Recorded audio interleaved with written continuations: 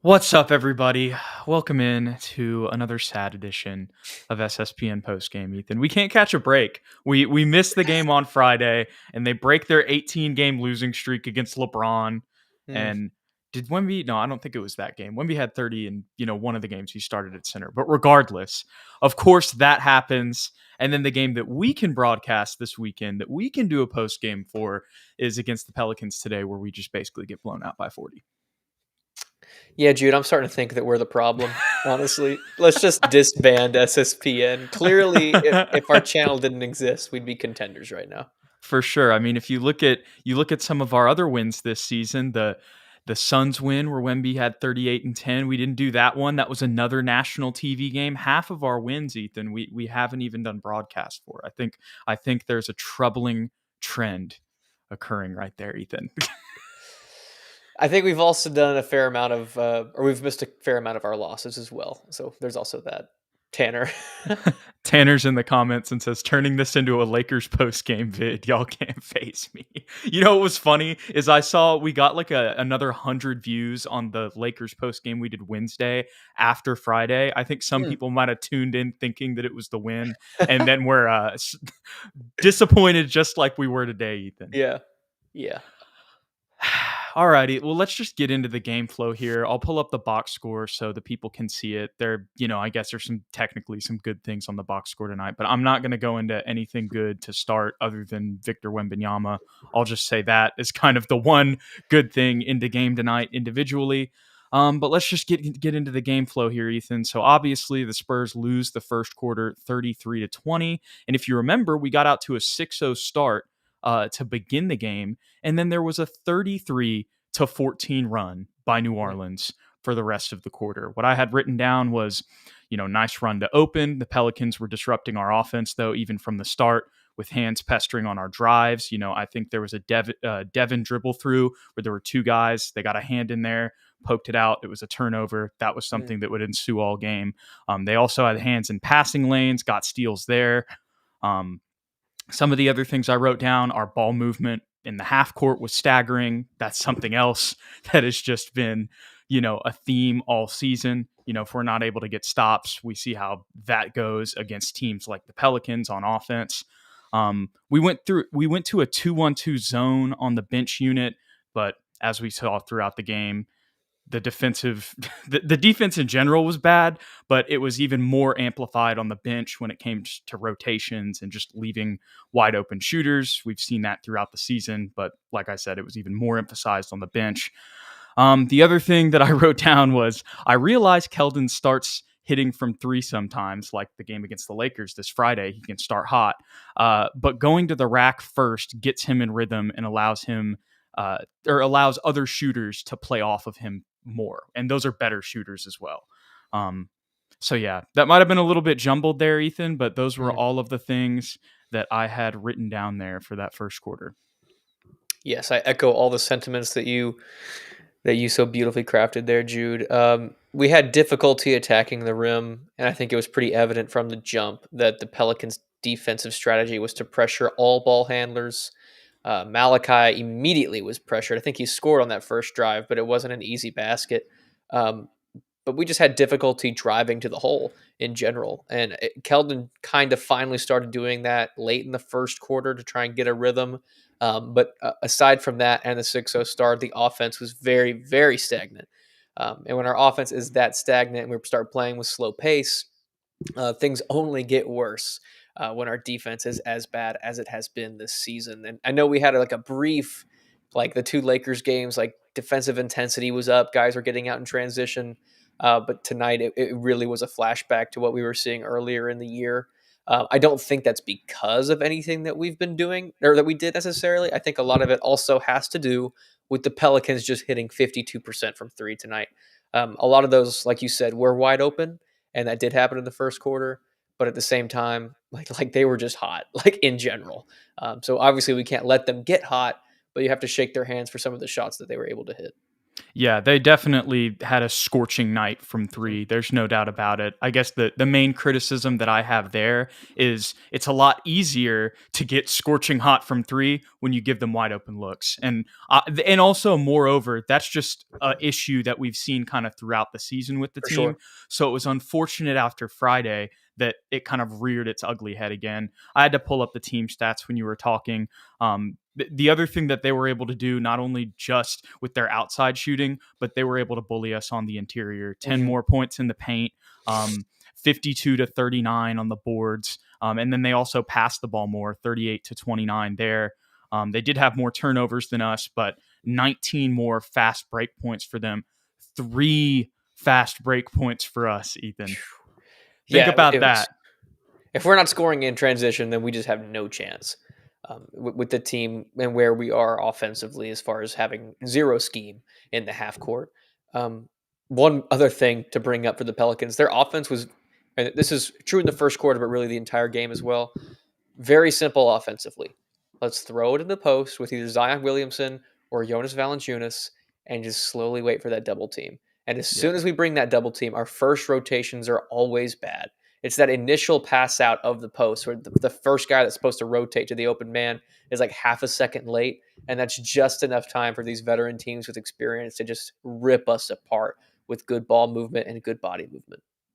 Yeah, and that's another thing that ties into Friday's game. Like, as much as there were still some solid Lakers out there, like half of their starting lineup and all four of the guys that were out that night were guys who were usually in their rotation. So when you have a fully healthy Sun or not Suns, I was about to say Suns, a fully healthy Pelicans team here tonight, they were able to take advantage of maybe late rotations. But the other key thing is whenever or key difference from Friday, also our intensity wasn't there. Yeah. Like our intensity was there from the jump on Friday, kind of carrying over from the fourth quarter we had on Wednesday where we almost came back.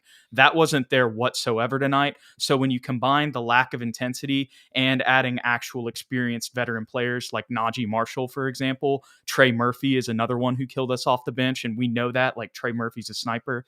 Um, it was just tough that you gave like those guys who that's literally their role on that team, like you said, those looks that happen. But at the same time, it's kind of like you said, it's the theme all season. It's not even necessarily that we gave them those looks. It's that the Pelicans had a game plan. They're a lot better, and they took advantage of our weaknesses and then mentally beat us in the process.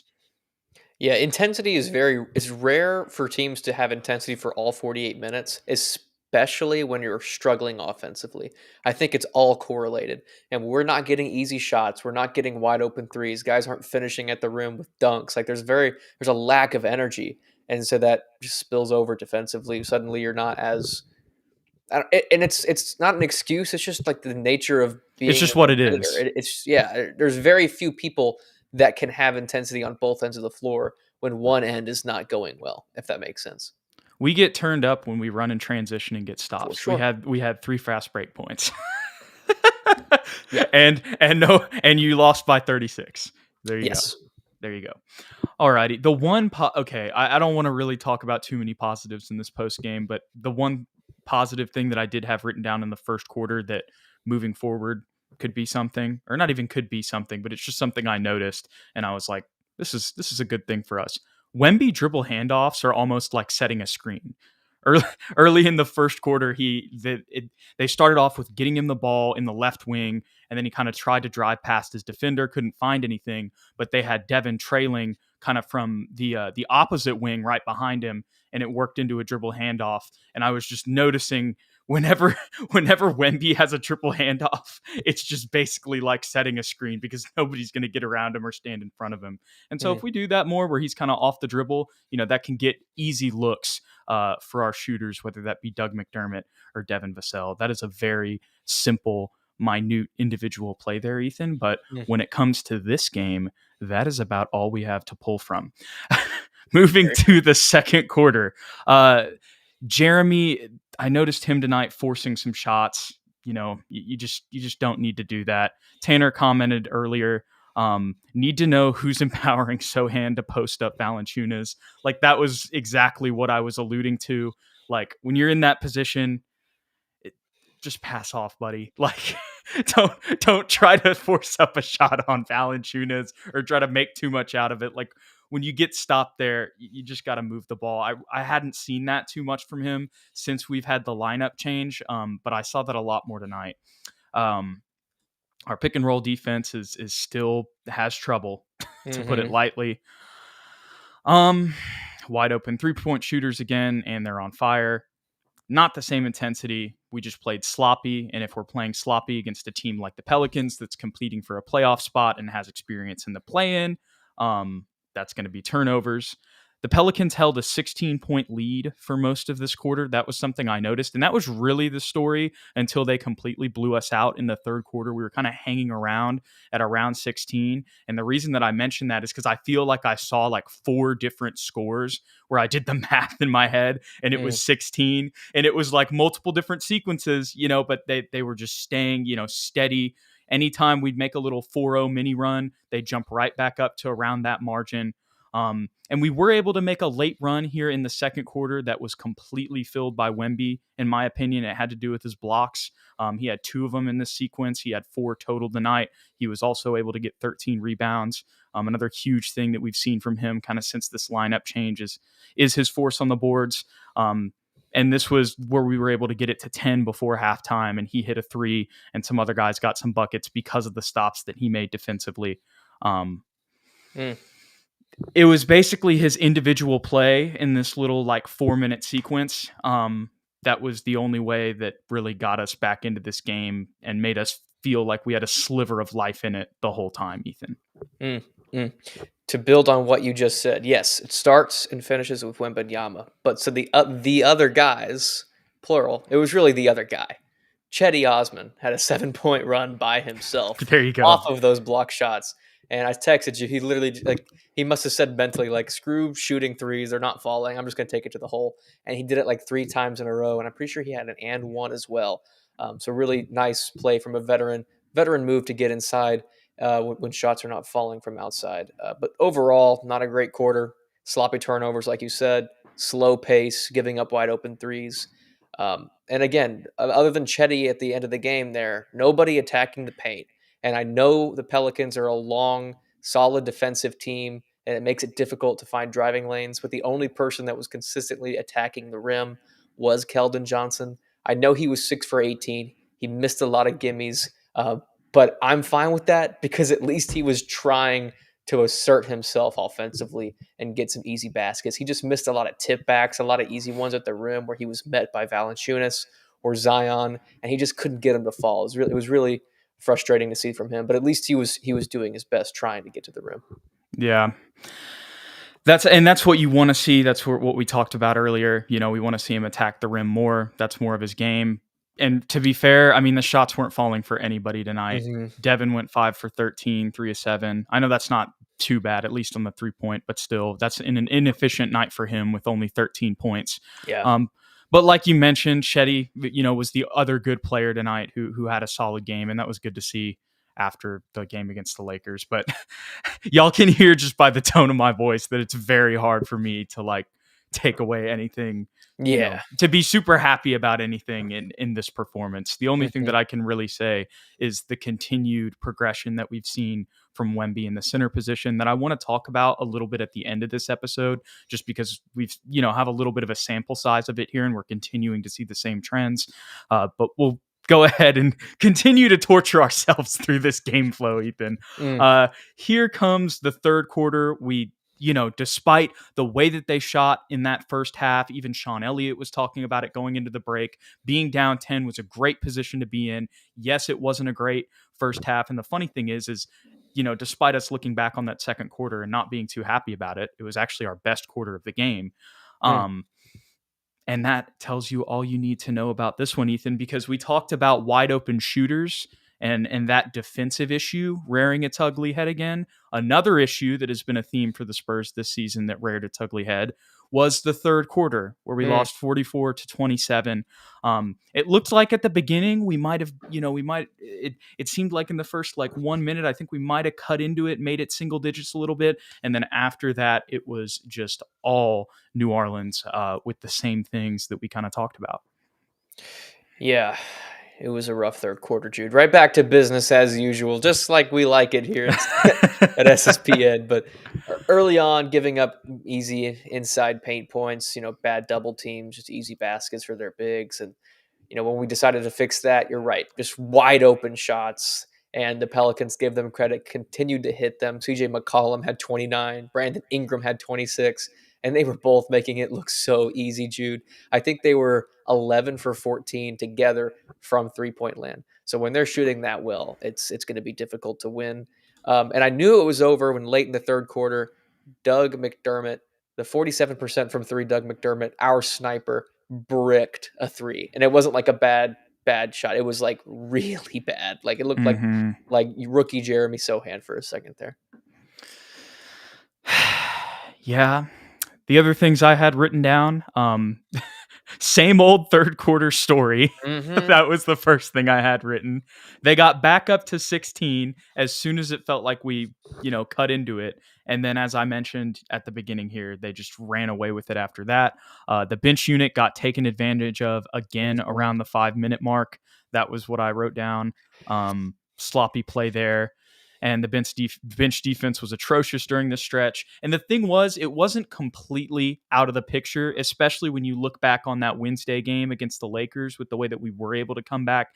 And Yeah. and we've even seen that if you want to go back to earlier in the season with some of the Suns games too. Now, I don't think that that's an often trend, obviously, but at the same time, we still have seen that to some extent. So, maybe the team could at least, have some fight, have a reason to go out there and still play for something. But then we just gave up those two horrible plays at the end that were 6 quick points for the Pelicans. And at that point, it was like, okay, I don't even have any. I'm not even going to take notes in the fourth quarter because the first thing I have written down in the fourth quarter was down 30 GGs.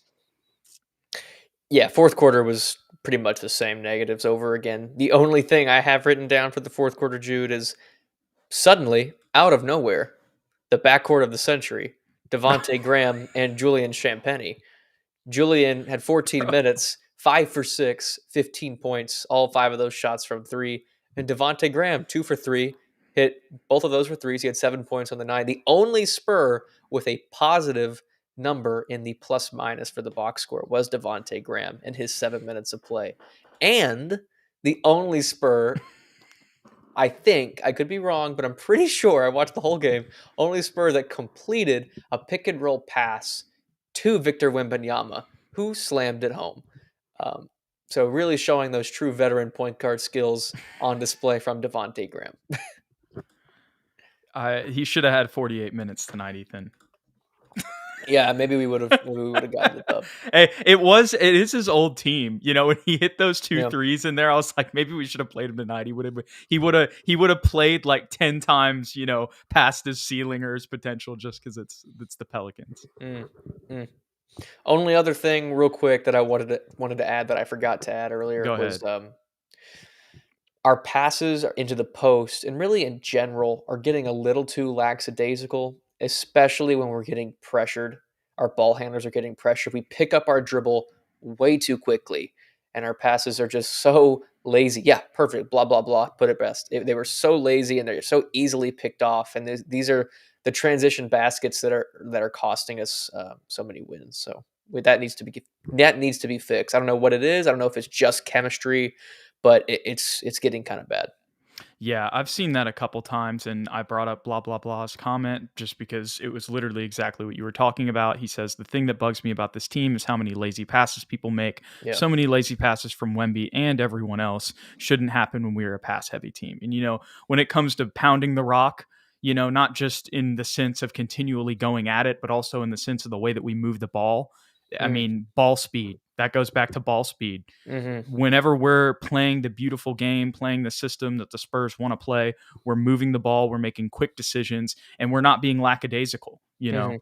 We're being intentional, even down to our passes. And so we haven't seen that, and you and his comment put it perfectly.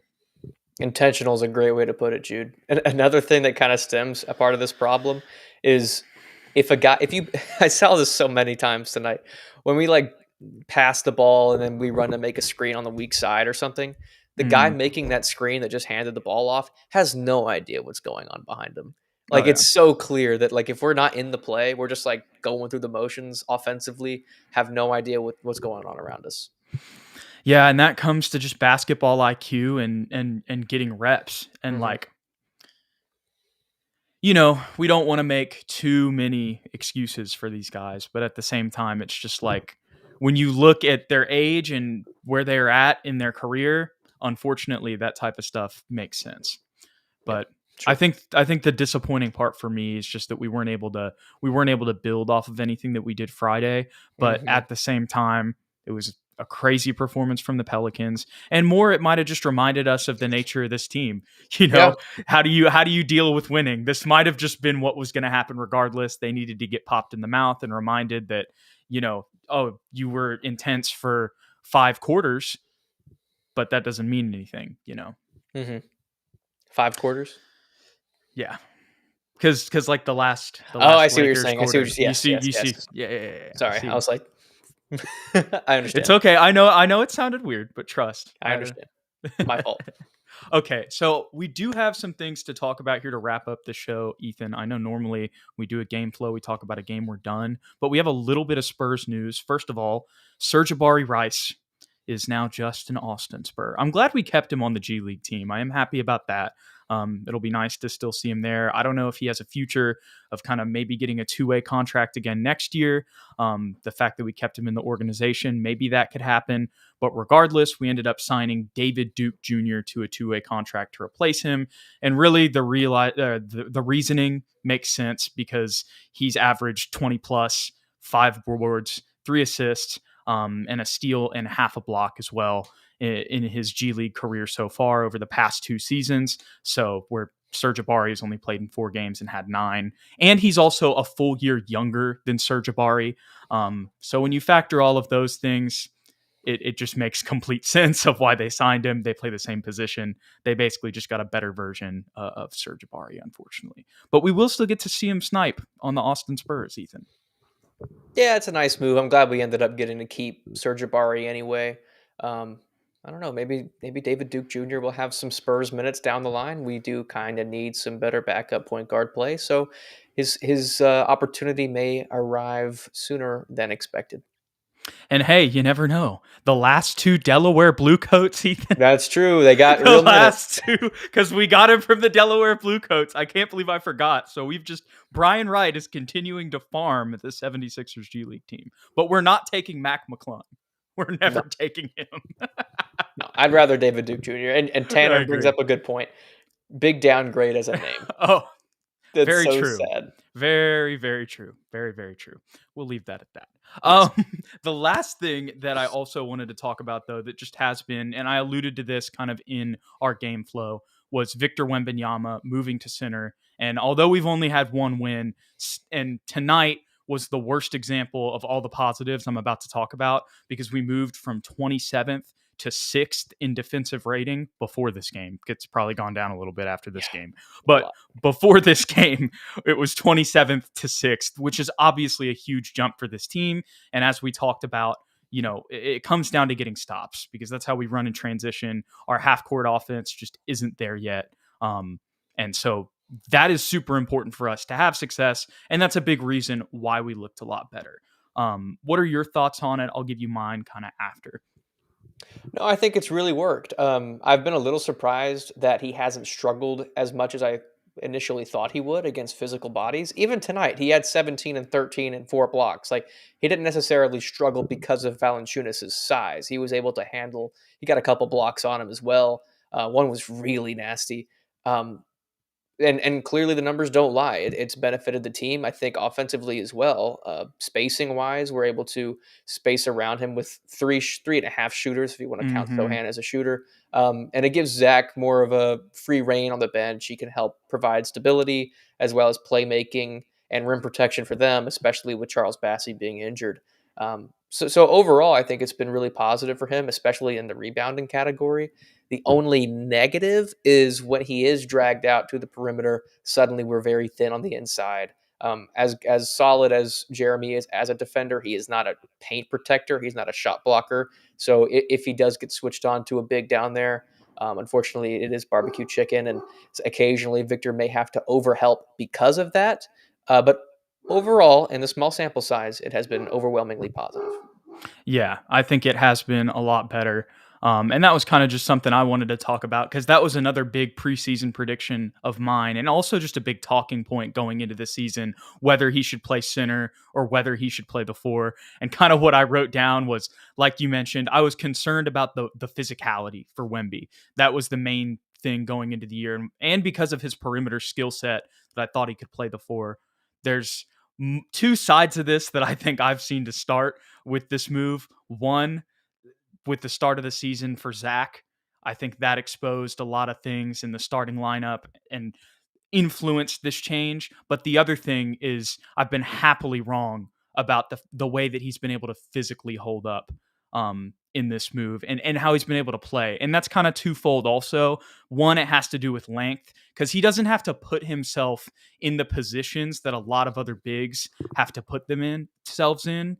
Um, Whenever it comes to just rebounding and being physical in the paint, because he can kind of trail guys or be in different angles because of his length to go get boards or Hmm. even to block shots. He can be behind guys, he can be a little bit more to the side of them, where other guys are going to have to be more under guys. You know what I mean? Think of like Hmm. an undersized center having to match up with a 7-footer like Isaiah Stewart against, whoever, right? Because Wemby's so much taller than them, he doesn't have to put himself in those physical situations, if you get what I'm saying, as Yes. much as even I expected coming into the game. And that just has to do with his feel for the game, his skill set and his uniqueness and his talent level. So I've just been really happy that it has gone the way that it has, because I think eventually I did think that he was going to move there once he got some weight on him. I think we all kind of thought that Sohan and him were the front court of the future. But starting off, I was Hmm. like very adamant about that. And I've been proven wrong about it, but I'm very happy because it just shows that he has different ways where he can go get boards or, contest shots because of his insane length. Hmm. And also just his high IQ, but also, I mean, he's just been able to hold up with guys better than I thought as well. Which is, and he hasn't, it's never looked like in these situations that he's putting himself at risk for injury. I'm gonna knock on wood here, but you know what I'm saying? Like Yes, I do. that's the thing that is really like I've been really happy with, and I don't think it was unreasonable. I think that was the Mhm. biggest concern for everybody, when it came to him, if there was one thing to pick at. So to see that at 19 and at 210 pounds, which is what they have him listed at right now, that he's already able to compete like pretty well. And a lot of those concerns that I had and other people had, are being shown that, they're minimized by some of the other things that he does. It gets me so excited for what he's going to look like in 3 to 4 years when he's, grown into himself as a man physically. Yeah, it's almost as if like if he is getting backed down or bullied physically, he's like, sure, okay, fine. I'm not gonna fight you. Get as close as you want because I'm still gonna block your shot when you eventually take it because I have an 8 foot wingspan and like you said, have incredible instincts, so he can literally protect both sides of the rim at any time. Yeah, yeah. You summed up exactly what I was trying to say there, right there. And the other thing I had written down just in regards to the lineup was this is also huge considering Zach struggles on the boards. I Hmm. mean, it's just giant with the type of boards that Wemby's having right now and the blocks that he's having. We were texting about it. It's historical what he's Hmm. doing right now as a rookie and as a teenager in the league. And then of course, as you mentioned, spacing. And I think that also this move, despite today, obviously we're talking about mainly the other games that we've seen because today is just an anomaly. Um, it's helped out Malachi as well. Like this is, I think it's been better for Zach. It's been better for everybody who got switched up in the lineups and Jeremy. I know I already saw some hate in the comments earlier on Jeremy and stuff like that. But at the same time, other than tonight, I think we've seen him be the main defender. I mean, you even saw it tonight. Yes, obviously we got cooked overall, but like he's the guy taking usually the team's best offensive player. We're moving him back to that role, which is something that fits his natural skill set. I think over the season, we're going to continue to see him progress. We're going to see all these guys progress.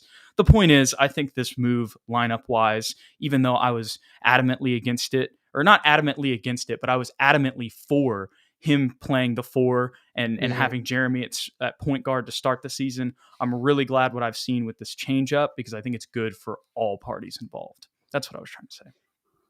Agreed, Jude. Nothing to add. Alrighty, y'all. Well, we appreciate you guys hanging out with us for this 40-point loss tonight. I Ugh, know it technically wasn't 40, but that's basically what it was. close. And that was their largest lead of the game. So there you go. So we appreciate you guys. Don't forget to hit that like and that subscribe button below if you want to stay updated or just to support the channel. If you want to stay updated with the channel, be sure to follow us on Twitter at SSPN on YT, at Jude McLaren, and at Ethan_Quintero. We'll see you guys in the next one. Go Spurs, go.